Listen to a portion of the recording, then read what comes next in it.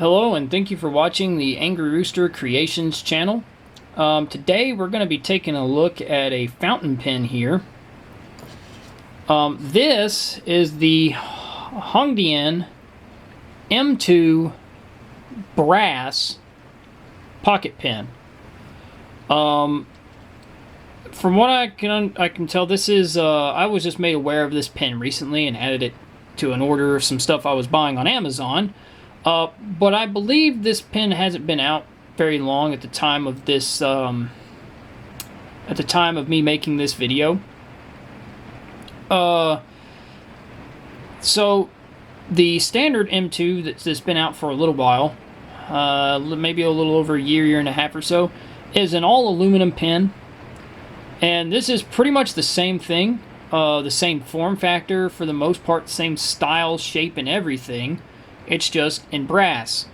Now, before I've made a video on this this Hongdian 1861 Pro brass fountain pen, which is a brass variation of the Black Forest pen, and this one has some things about the cap shape, the lack of knurling on the barrel, that it differs a little bit from the standard Black Forest pen, but this little M2 here seems to be pretty much almost identical, except just for the change of materials, at least on the outside and most of the features. Like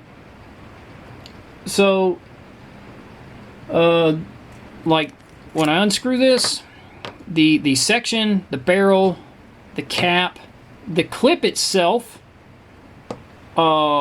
is brass, and the ring that the clip is pinned into is also brass.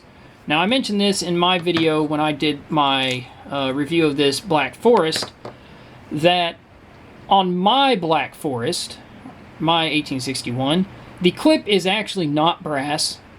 I believe it's aluminum. I think it's probably the same aluminum clip that's on the standard Black Forest pens, and in this case has a gold lacquer on it. You can, and it's maybe hard to tell on video, but in person you can clearly tell that the finish on this is a colored lacquer. It's not just clear lacquer on brass.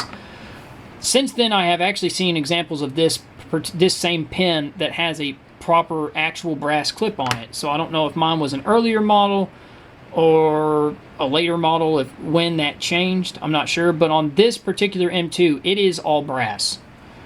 Now, this does come with a short converter. It is a 3.4 millimeter Chinese standard converter, but it is a short converter, and if you look at the barrel, you are not going to be squeezing any other, like any full-length converters on here. And the same thing when it comes to cartridges, this will accept the short Chinese standard 3.4 millimeter cartridges, but not really a standard length cartridge. The feed and nib section does unscrew. This pen is inked currently, so I'm not going to unscrew it, but that, if you look down in there, that black plastic piece that the nib and feed are in does unscrew out of the pen. Now, I'll just compare this quickly because this is another Hongdian. These are both extra fine nibs, but you will notice the nib is different. It feels different in writing, but also the feeds on these two pens are different. So if you have, like, say for instance, a Black Forest pen, you have this pen. I haven't pulled the nibs and tried to swap the nibs, but I know for a fact that you cannot swap the feeds on these pens. They are indeed different. Now, because both these pens are inked, I'm not going to unscrew that whole nib assembly. So I'm not 100. I don't want to say that you can or can't unscrew the nib, the whole assembly, and then screw it into the other pen. So I don't want to comment on that and give a definitive answer, since I haven't done it myself. But you cannot just pull the nib and feed and swap them between the two pens, because this one actually is not a round feed. It is a flat feed, and that nib assembly here has a keyed flat in the bottom for this feed, and that is not the way the feed is on the Black Forest style pens. Now, another thing I will note is, from what I can see, and I'm not really going to be able to show this on camera, even if I try to light it, But down in the bottom of this cap, you'll see a little, kind of a little dot there. This body, this barrel, and I also believe the cap and the section are actually machined from brass rod stock. Because there is clearly a pilot drill here. You can see that dot, but from where I can see, and it won't show up on camera, there are chatter marks in the bottom from where a flat bottom piloted drill bit, essentially what it looks like, was used to bore this to final depth. So I don't believe this barrel was made on a deep draw coin die. Now the threaded section that the cap threads into, you'll see a seam joint, and also where the section threads in is a separate piece that was pressed into this body. But this wasn't just made out of a piece of brass tubing, and I don't think the cap was either, because you can actually see, well, hold on, let me see if I can get a light on this to show you. Maybe this works out. You can actually see the brass shine down in there. Well, it has the same machine marks down in there, and a hole which is a pilot hole, which compared to the Black Forest pin here, which appears to be has a pressed in threaded section, and also the finial cap, or the finial piece, is pressed on. I believe that both the cap and the body on this pin are tubing with the end cap, the end finial here. Like I said, the finial on the end on the barrel being pressed into that tubing, because even though this is a larger pin, there is actually a pretty substantial weight difference between the two pins. Now, I don't have a scale here, but this M2 is clearly heavier, and a lot of that weight is actually in the body. I believe that the body here actually weighs more than the cap does. And being as how, like I said, from looking at it, this seems to be machined from bar stock rather than drawn on, say, like a deep draw die, or fashioned out of a piece of brass tubing. That does kind of lend to that weight. Now on the body here, it's straight. On the barrel, I mean, it's straight here, and then about right there, I can feel it. It probably won't show up quite on camera, but you can feel a transition where from here back, there is a taper that's turned onto this body, and there is no separate piece for, like I said, it's bored out, so you don't see any seam lines. There's not a separate piece on the tail end of the cap here, or the tail end of the barrel here, excuse me. And the brass has a sort of, it's a tapered section here. I don't know how well it's going to show up, with a little bit of a dip in and then a flare back out towards the feed. And the step down right there where the body, there is a little bit of a step down, but it's really minimal. It's almost just barely taller than the actual threads for the cap threads. So it's not really perceptible. Too bad, or it's not egregious. There's no large uncomfortable step here. And while I'm at it, when you look at this is a very short pin. I'm not going to say that you can't. Like, if I was to scrunch right up almost to the feed, I could potentially write with this uncapped. It would not, I'd have to kind of scrunch my hand up. It would not be the most comfortable way to use this pen.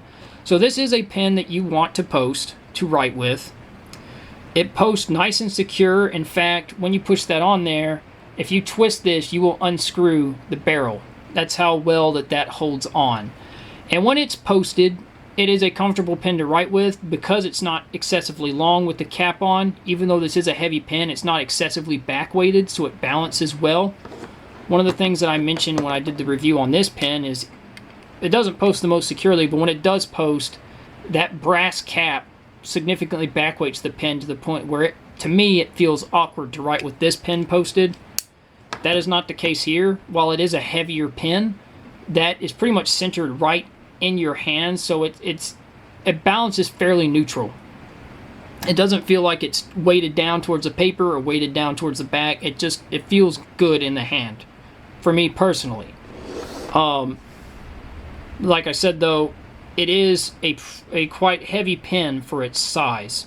So whether the extra weight of brass is a positive or a negative to someone as to why they would maybe want to look at this brass pen versus the aluminum version, that depends on you. Now, one thing I would like to note here is on the length of this pin posted. Here is a Lamy Safari. When I take the cap off my Lamy Safari, you will see that this Safari and this M2 are exactly the same length, pretty much. When the Safari has its cap removed and this pin is posted, they are the same length. So, if you've ever written with a Safari and you've written with one without the cap, if that is something that is, you know, a comfortable length to you, writing with an uncapped Safari, a non-posted Safari, that is essentially the length that you're looking at with this pin posted. The difference is this, like I said, I don't have a scale, but this weighs probably about as much as 3 Safaris, if not slightly more, because obviously the Safari is an all plastic pen and this is a pretty solid brass pen. Now, in terms of, I want to talk about the cap a little bit more here for a minute. So if you look, if I can get this light here, you'll notice that there is a, if I can get this light to show up on the camera, there's a plastic sleeve right there. You see that black plastic ring? That is actually what is responsible for gripping the barrel when this pen posts. If I can get it to see or show, you'll actually see there's a ring around this. The actual mouth and brass body of this cap doesn't really contact the barrel. I would assume that that's done perhaps to get it to fit a little bit more snugly with that plastic there, potentially being, you know, maybe having a little bit more friction and having a little bit better grip. But also I would assume that's to keep the edge of this brass cap from marring the barrel. Now, on that note, I will say this. I have another correction to make from the video that I made on this, and it's also true with this one. When I made the video on the 1861 Pro, I mentioned that this was a raw brass pen. I was actually wrong about that, and I was not aware. This has a brushed finish, as does this. They have the same finish. And looking at it, it looks like just a brushed brass finish, but apparently there is actually a thin lacquer on these brass surfaces on these pens to prevent patina. So if you were looking at one of these pens and you want that patinaed brass look, you would have to take steel wool or Scotch-Brite or some other type of abrasive to go over this, rough that surface up, and get that lacquer off. So as they shouldn't actually patina due to, you know, contact and your hands touching them and all. Now, other things that I will note about this, if I can show this, of this cap. Come on, let's see. Alright, now you can see down in there where there is a separate sleeve that has the threads for the cap liner. Now, I cannot 100% confirm what that sleeve is made of. It is a white or silver metal. I'm of the assumption that that threaded sleeve that actually threads onto the section is aluminum. There's a possibility it could be stainless steel. I can't know for sure. Even if I was, you know, to test this with a magnet, not all stainless alloys are magnetic. So just because it repels a magnet doesn't necessarily automatically make it aluminum. But that is a note that the actual threaded section there is not brass. Now, should that change anything mechanically speaking? It really shouldn't. Now, I would say this. I mean, when you're going to thread this on, you've got potentially brass threads to aluminum. You shouldn't strip them out. When you're tightening on a pen like this, you should only do it finger tight anyways, and that's whether it's a metal pen or a plastic pen. It doesn't really matter. Something like this doesn't need to be torqued. Don't grab it and go gorilla mitts on it and crank down on it.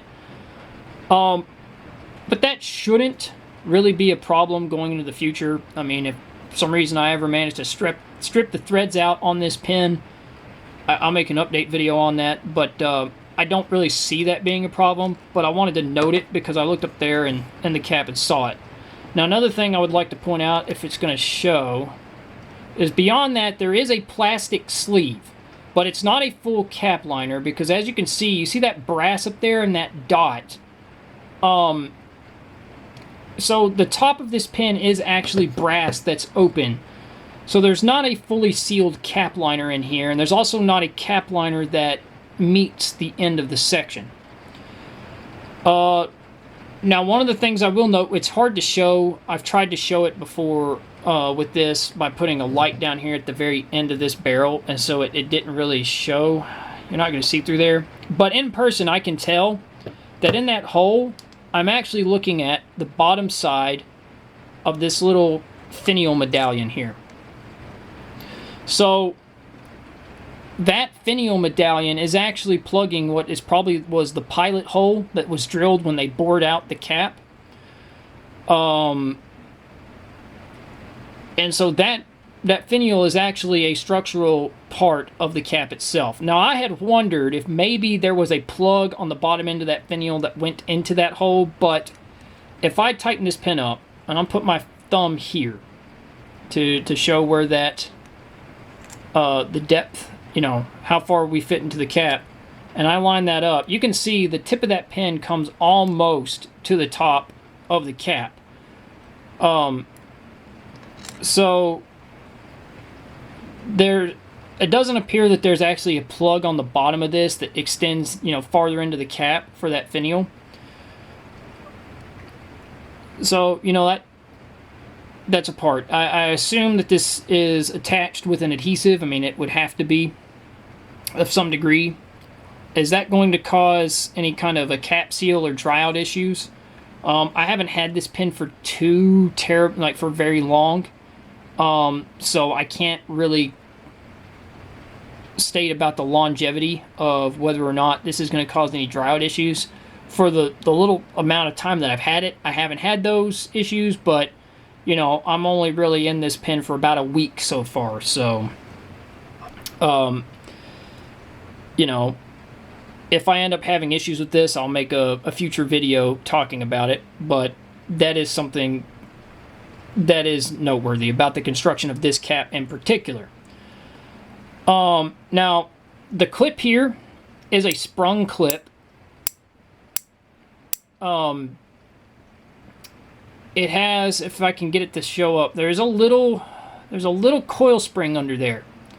Now, I'm going to take a little bit of time to mention about this clip because, like I showed earlier, when I unscrewed this pin and showed the depth of how far that pin goes up into the cap, this is not like a lot of sprung clips where you have a lot of sprung clip pins, including this Black Forest, where that mechanism, as you can see how far that goes in there, and you have a lot of dead space in the top of that cap. That mechanism is down inside the cap, and sometimes you have a sort of a cam-shaped mechanism, or cam-shaped to the other end of the clip here, past the fulcrum point, so you get a little bit of a mechanical advantage on that spring, so your clip is pretty stiff, and it is a pretty stout clip on this pin. Well, on this one, it's not the most, it's not the most, how should I put it, strongly sprung. It doesn't have a whole lot of tension on it, especially not when it's at rest like this. Now, on the standard M2 that's aluminum, I don't think that would be too terrible of a problem, but because this particular brass version of the pin is quite weighty, depending on what you clip this on, you're gonna have to be careful. So sometimes, that's not how I plan on carrying this pin, but I draw a lot, and I use my pins for drawing, and my daily pen is usually this Black Safari, which stays in this wire-bound sketchbook here. Now, that's not a problem. Now with this guy, because those rings are so slim, and it's barely springing that clip, I don't know, that is very loose. In fact, it's so loose, in that situation, it's not going to hold itself. Now, and let's say on this you were going to clip onto the edge of this particular book. It doesn't have it is a board type cover on this book, but it's not the thickest. And this kind of faux black alligator skin look is not like a pleather or anything. It's just a paper. It's not even a bonded leather. It's a paper type of, that's got that faux skin texture to it. So it's not very tacky. It's not very, it doesn't offer a lot of grip to it. If I clip this pin on this cover and I flip this over, it will hold itself, but if you shake this a little bit, it's coming off. So if you're going to clip on a book like this, you would have to hold it closed and let the force of that clip being pressed against the actual innards of the book keep this clip from falling off. Now, if you were going to use something like this, which is another bound book. This is not a bound journal. This here is it's a bound Bristol sketchbook. Not what I usually use with fountain pens. It's just I have this on hand and it's got one of these little straps on it. It has a thicker cover to it. And it's also this kind of almost tacky, kind of sort of sticky vinyl-like cover that is, it's got more of a grip to it. But also, because this cover is thicker, that clip's actually quite well wedged in there. I don't know if it'll show up just how much that sprung the clip out. It's wedged in there. If you had something like this, it's not coming off. And certainly if you actually use that elastic there and it actually puts pressure on that clip, in this case that pin's going to hold itself in place. But the reason I mention that is for instance, it is a pocket pen. Oops. I've got a pair of blue jeans here where you have that nice rolled hem on your blue jeans, where you've got that thicker denim rolled hem. In this situation, this is also going to hold itself pretty well. But if you have a shirt pocket, like a thin poplin shirt, or something like a, like a thin poplin shirt or a dress shirt or something like that, besides like a thicker, like tweed-like material or something on like a blazer pocket, I would not be surprised if you lean forward to pick something up and this pen would slip out of your pocket. Mostly due to the weight of this pen and how the spring here is not as taut. So you will have to really take that into consideration on how you intend to carry this pen if you do carry it. If you're going to have it in a case or in a pen roll, or you're going to have it in a briefcase, it's not it's not going to be as much of an issue. But in my personal opinion, if you're going to carry this in a pocket, like I said, something like a blazer or jacket that's made of thicker material, or potentially a rougher, like something that if it's like a tweed or something that has, maybe some more friction to it, some more grip, or in a clipped onto a pants pocket where you have a hemmed pocket on, like say a pair of jeans or other pretty heavy material pants. Now, I mean, with the size that this pen is, you could just carry it inside of a pocket and not clipped. And I mean, I would say it would be going out of the way to do it, but if you were inclined to do some DIY and remove the clip, I doubt that most people would want to do that, but if you did, that little pin there on this side, I don't know if it's going to show up, it has a knurled spline on that side, and then it's just a through hole on this side. You could set this over a block, take a little small pin punch and a little hammer and tap that out. This clip would come off and the spring would come out. And then you would have to, file or otherwise remove those tabs that come up that actually hold the clip in place. Now, I don't know why you would want to go to that extent to do that, because there are other pocket pens that are clipless that are brass. I think the Moonman, Majan, D-Like makes one, and then there's the D-Like War and Peace, which is like a brass Kaweco Sport that has a removable clip. So I don't know that you would want to get this pen and go through all that stuff just to get a clipless version of the pen, but like I said, just take that in consideration. With this, like I said too, with the standard aluminum M2, that wouldn't be a problem, but I think just strictly due to the weight of this brass pen, you really need to think about that when you go to carry it. And now, now we're going to get on to the actual, main function, primary function of the pen, is the actual writing experience. Now, like I said again, this pen here is a extra fine. You can also get this pen in a fine nib. It's just extra fine is what I happen to have. And I'm going to be mentioning how it compares to the Black Forest style nib here. This pen is really smooth writing. So is the Black Forest, but unlike the Black Forest, this is kind of a soft nib. It's not a flex nib. You're not going to want to try and flex this. To get line variation. That's what I'm talking about. But when you write and you go to put pressure, there is a give to this nib.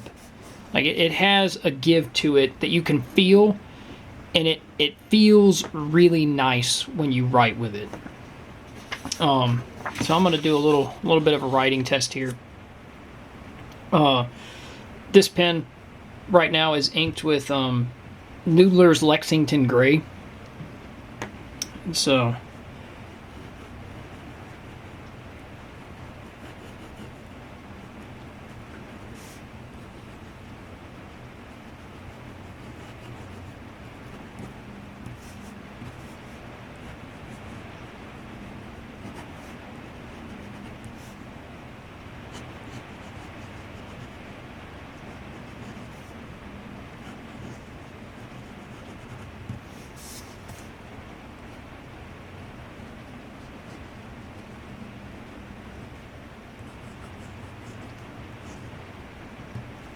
I mean, it's not scratchy, it's smooth, it doesn't drag on the paper, which this one didn't either.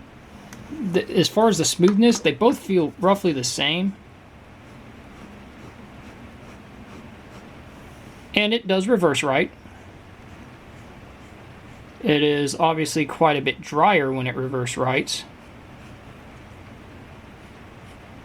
Let's see if I can get a little bit of line variation. So there's a couple standard lines. I mean, you can coax some line variation out of it a little bit. So there's the standard lines of the three top. I mean, not much. Really, it's not, when you push on this, you're getting a give and you're getting a feel, but you're not really getting a flex. Those very thin lines there, those are the reverse nib writings. But it's got a really good, let's see. It's got a really good feel to it. Even if you're writing at a pretty extreme angle, or you're writing at a more flat angle. I mean, this nib is smooth all the way around.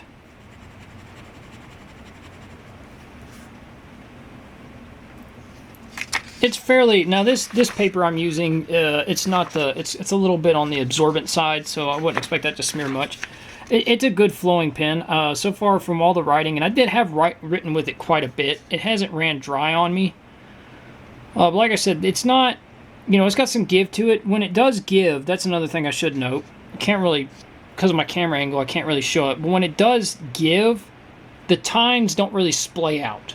It's just that the nib kind of flexes. So like I said, you're not, it flexes out, but it doesn't actually flex and spread the tines to give you a wider line weight. So it's not a, like I said, it's not a flex writing nib, but it's got a feel to it that it feels good. And as far as the standard line weight here, all right. Here is a Here is a Lamy Safari. It's got Noodler's Heart of Darkness ink in it, and it's got a extra fine Lamy nib. And it's, I mean, the top three, it may be hard to tell. Those are actually the Lexington Gray. The bottom three are the Heart of Darkness. It's about the same line weight as this Lamy Safari with an extra fine nib. So I mean, it's a European extra fine. It's not a Japanese extra fine. So,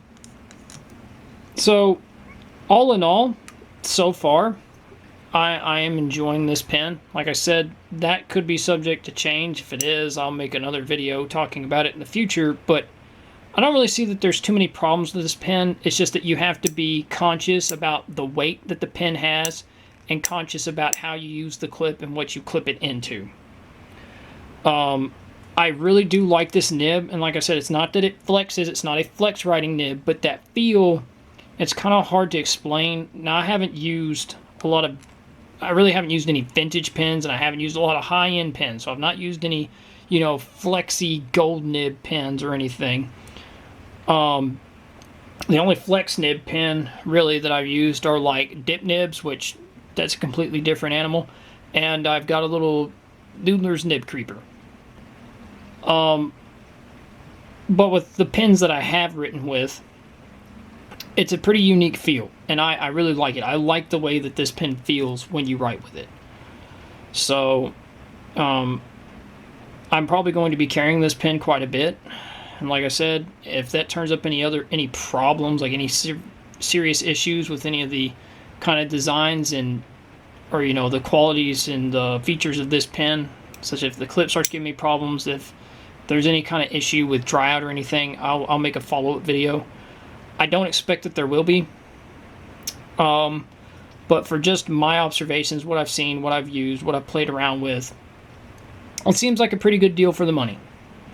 I didn't mention that. It's pretty much the same price on Amazon as that brass Black Forest. They're both, I believe, $19. Now, on Amazon, when I bought this, it showed $22, and it was on sale for $19. I don't know if that's one of those perpetual sale things where it's always on sale, like, oh no, you better buy it now, it's on sale, but it's technically always on sale and it's never full price. I'm not sure. This might be $22 if you go and look at it, but that's not what I paid for it. And if it's less than that, if you can get it less than 19 bucks, I think it's a good deal. Just like I said, with this one in particular, because of that weight, you're going to have to pay attention to when and how you use this clip. That would, as far as I can see, that's the really only downside I see, is that right there. But anyways, with that having been said, if you watched this long in the video, I thank you for watching. I hope that the information I provided and what I showed is helpful to you. If you liked what you saw, if you got anything out of it, I'd really appreciate if you hit the like button. Those really help out. If you've got any kind of questions or any suggestions, criticisms, any kind of comments about the context of this video, drop it down there in the comment section. I'll try to read and respond to what I can, positive and negative. All of it helps to help me make better videos in the future. And if you've watched any of my other videos, you like them, you like this one, you think I do a halfway decent job, I'd really appreciate a subscription. It would really help me out. But anyways, that's all I got for you on this one. Thank you for watching, and hopefully catch you on the next one. Bye.